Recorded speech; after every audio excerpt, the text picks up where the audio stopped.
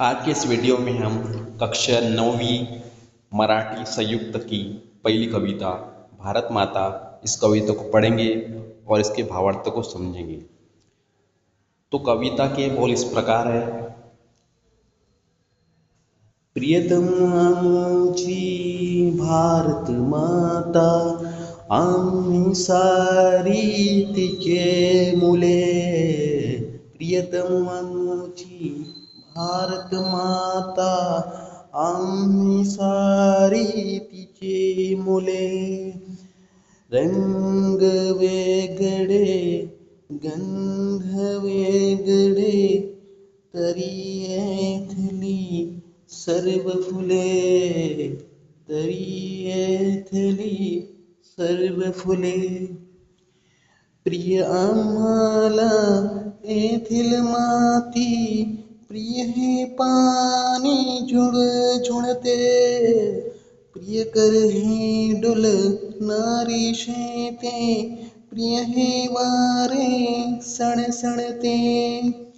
प्रियतम आमुच्या धवल हिमाचल, बघे बिढाया जो गगना। प्रियतम मुझे सैयविंद है, प्रियतम या गंगा यमुना।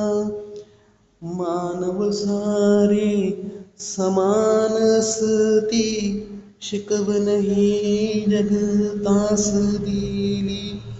या मातेची मुले सद्गुणी, सर्व जगाला प्रिय झाली। प्रियतम आमुची भारत माता, वंदन आम्ही तिला करू। या मातेची मुले लाडकी, सदा तिच्या ध्वज धरू। तो इस प्रकार जो है ये कविता थी। अब इसके भावार्थ को हम हिंदी में समझने वाले हैं। तो दो लाइन जो पहले है, प्रियतम आमुची भारत माता, आम्ही सारी तिची मुले। रंग वेगळे गंध वेगळे, तरी येथली सर्व फुले। दो पंक्तियों का अर्थ है कि हमारी भारत माता हमें अपने प्राणों से भी बढ़कर प्रिय है।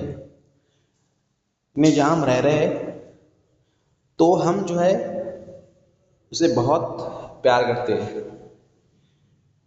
यानी हमारा वतन मुल्क, भारत मुल्क, हम सब इस भारत माता की ही संतानें हैं, यानी बच्चे हैं, हम वहीं पैदा हुए हैं। जिस तरह एक बगीचे में अलग अलग रंगों और अलग अलग सुगंध यानी महक के फूल एक साथ खिलते हैं और उस बगीचे को खूबसूरत बनाते हैं, ठीक उसी तरह हमारे देश में विभिन्न जातियों, धर्मों और भाषाओं के लोग रहते हैं, लेकिन हम सब इसी एक बगीचे में के फूल हैं। उसके बाद की दो पंक्तियां हैं। प्रिय आम्हाला येथील माती, प्रिय हे पाणी झुळझुळते। प्रिय कर ही डोल नारी शेते, प्रिय हे वारे सळसळते। ये दो लाइनों की, ये दो पंक्तियों के मतलब क्या है कि हमें अपने मातृभूमि की ये पवित्र मिट्टी बहुत प्यारी है। यहाँ की नदियों का कलकल, बहता हुआ पानी हमें आनंद देता है। खेतों में हवा के झोंकों से लहलहाती हरी भरी फसलें और शरीर को छूकर बहने वाली ये सरसराती हवा हमें दिल से पसंद है। यानी हमारे देश के प्रकृति का हर रूप हमें प्रिय है। प्रकृति यानी निसर्ग का, कुदरत का। उसके बाद के दो लाइन है। प्रियतम आमुच्या धवल हिमाचल, बघे बिढाया जो गगना। प्रियतम आमुचे सैयविंद है, प्रियतम या गंगा यमुना। अब इसका भावार्थ है कि उत्तर देश में, उत्तर दिशा में स्थित हमारा सफेद और बर्फ से ढका हुआ है, यानी धवल पहाड़, हिमालय पर्वत हमें अत्यंत بہت ہی پیارا ہے، پریہ ہے، جو ایسا لگتا ہے جو مانو آسمان یعنی گگن کو چھونے کے لیے کھڑا ہو۔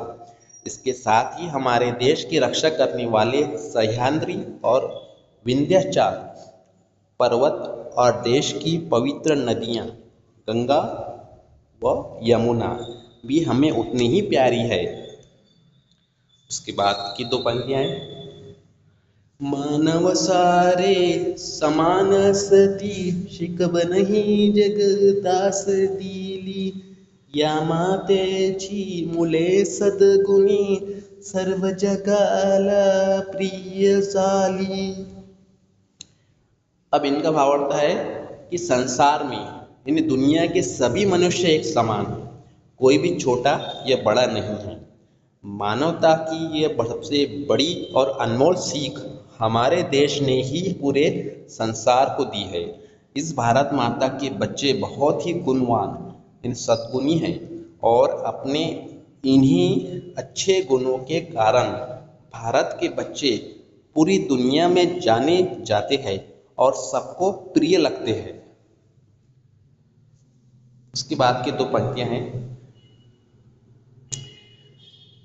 آخری پنکتی ہے دو، پریتم اموچی بھارت ماتا وندنامی تلا کرو یا ماتیچی مولے لاڑکی سدا تیچا دھوج اونچ دھرو۔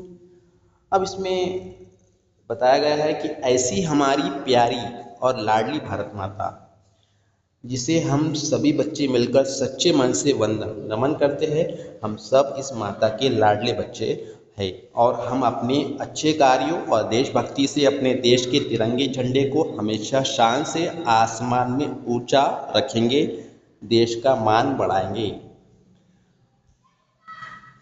تو اس طرح جو ہے یہ کویتا تھی، آپ لوگوں کو جو ہے اس کویتا کو اچھے طرح سے سمجھنا ہے اور اس ویڈیو کو آپ اپنے دوستوں کے ساتھ شیئر کیجیے۔ ملتے ہیں اگلے ویڈیو میں ایک نئے ٹاپک کے ساتھ۔